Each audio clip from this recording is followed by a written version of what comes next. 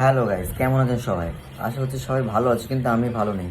কেন? কারণটা হলো এই যে এখন নিউজ দেখছি আবার করোনা ভাইরাস আসছে। আমরা মানে আমাদের জেনারেশনটা কি কি দেখতে বাকি রয়েছে। আমরা দেখেছিলাম 2012 সালে আমফান আইলা ঝড় আসতে। তারপরে দেখলাম কি 500 টাকা 1000 টাকার নোট বন্ধ হতে দেখলাম।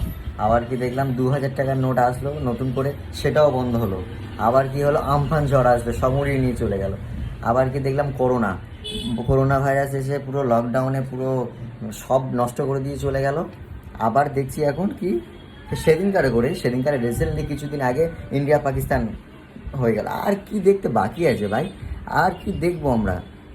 আর কিছু দেখার মতন মানে বাকি যদি থাকে সেটাও আমাদের পাঠিয়ে দাও। আবার এখন কি বলছে, ফের করোনা ভাইরাস চালু হয়েছে, তোমার দেখায় ক্লিপ। করোনা আক্রান্তের সংখ্যা লাফিয়ে বাড়ছে। এই নিয়ে করোনায় আক্রান্ত হয়েছেন গোটা দেশে প্রায় 1009 জন। কেরালায় আক্রান্ত হয়েছেন 430 জন। গত 7 দিনে দেশে আরো 752 জন করোনা আক্রান্তের হদিশ মিলেছে।